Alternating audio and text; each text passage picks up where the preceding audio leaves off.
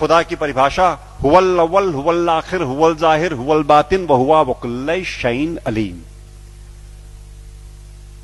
हुवल अव्वल, he is the first, there is nothing before him. हुवल अव्वल, हुवल आखिर, उसके बाद कुछ नहीं होगा।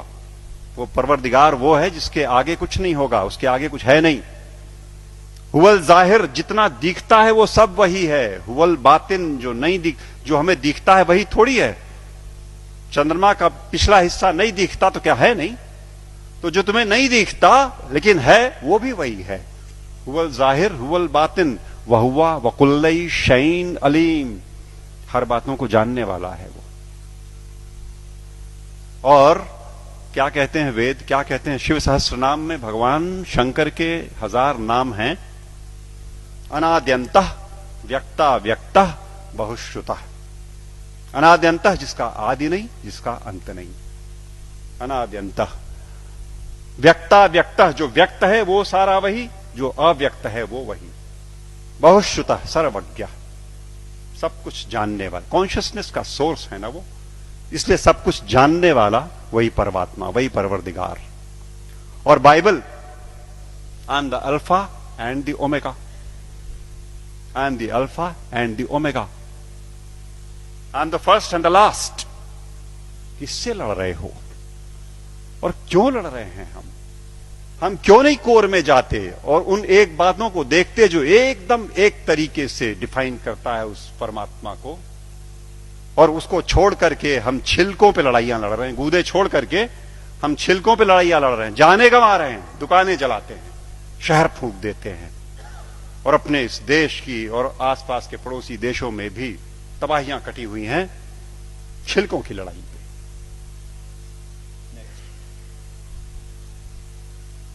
सूफी फकीर कहता है अन अल हक, ट्रांसलेटेड इट मीन्स अहम ब्रह्मास्मि, आई एम द सेम।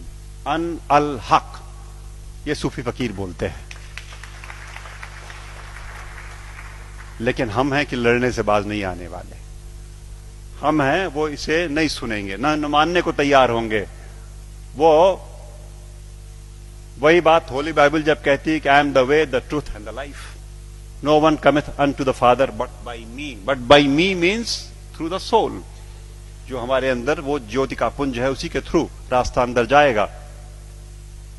एक बात और, वेद कहते हैं न तस्य प्रतिमा अस्ति यस्य नाम महद्यशः, उसकी परवरदिगार की कोई मूर्ति नहीं बन सकती। वेद कहते हैं। निराकार ब्रह्म को जब परिभाषित करते हैं तो कहते हैं न तस्य प्रतिमा अस्ति यस्य नाम महद्यशः। गुरुजी बैठे हुए हैं, कुछ अगर खोट हो तो टोक देंगे। वो जो मूर्ति पूजन गलत नहीं है, अपने हिसाब से उन्होंने कहा वो इनिशियल स्टेजेस में आपके लिए ठीक है, करो आप, भाव आपने वहां प्रतिष्ठा की, आपको परिणाम देगा। लेकिन सच मायने में जो निराकार पर ब्रह्म है उसकी मूर्ति वूर्ति नहीं बननी। तो बातें फिर वही सारी की सारी, जहां एका है वो देखेंगे नहीं, जहां झगड़ा है वहां बैठे हुए हैं, वहां हथियार निकाल लिए हैं। नेक्स्ट, सच बात तो यह है कि आज की दिक्कत यह है कि ये अधर्म जो है ये धर्म के रूप में चला आया है। समस्या ये हो गई, जो नहीं करने लायक बातें हैं उन्हें हम मानते हैं कि ये धार्मिक है। सती प्रथा थी कभी इसी देश में ना, 6 साल की बच्ची का ब्याह कर दिया, उसे शादी पता नहीं, गुड़िया गुड्डी खेलती हुई, और वो बैठी और मिठाई खा करके बीवी बन गई, पत्नी हो गई। और बगल के गांव का लड़का 8 साल का किसी बीमारी में चला गया, अब ये सती हो गई। अब इसे चढ़ा दो किसी ढेर सारे लकड़ी के ढेर पे और लाठियों से पीट के और ढोल डपाटे मचाते हुए सती कर दो। पागलपन। It was never a prescription of any of the religions that we have. लेकिन वो एक बार धर्म मान लिया लोगों ने तो अपनी बेटियों को जला दिया। दिक्कत तब है जब देश में अधर्म धर्म का लबादा ओढ़ के आता है, लड़ाई लंबी हो जाती है।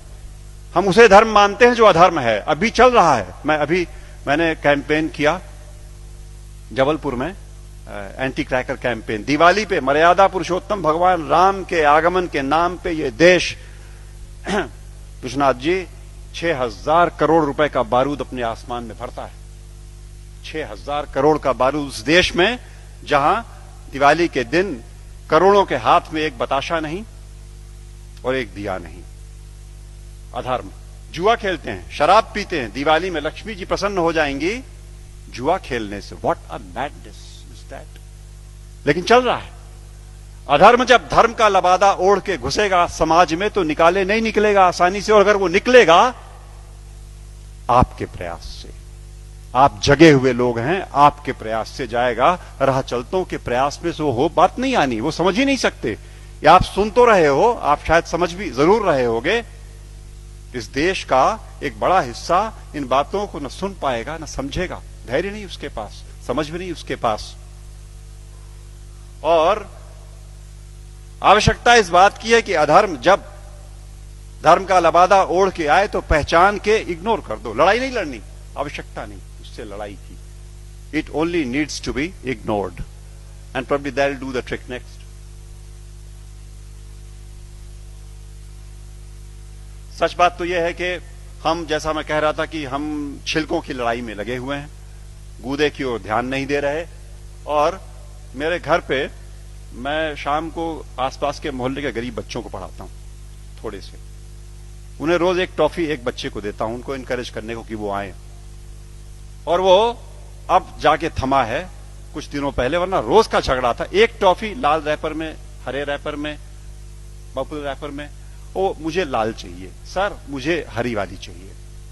लड़ने पे आमादा आपस में। और जिसे हरी मिल गई वो उछलता है, अंदर बिल्कुल एक चीज, लेकिन वो रैपरों की लड़ाई में परेशान। हमारा सारा देश आज इस धार्मिक रैपर की लड़ाई में गुथा हुआ।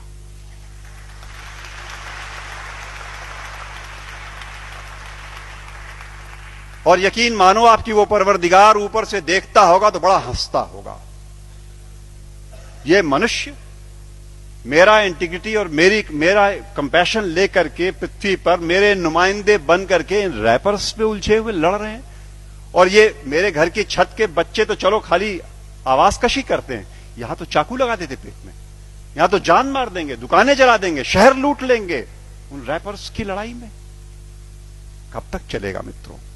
सच बात तो यह है, मैं हल्का महसूस कर रहा हूं आज आपके बीच में ये बातें कह करके। मैंने ये बोझ उतार करके आपके कंधे पे डाला। आज मैं अकेला था ये बात बोलने को। आज के बाद आप सबके ऊपर ये जिम्मेदारी है कि आप एक बार रुको, ठहरो, सोचो, जागरूक हो और जागरूक करो औरों को, वरना ये देश की तबाही ऐसे ही चलती रहेगी। नेक्स्ट।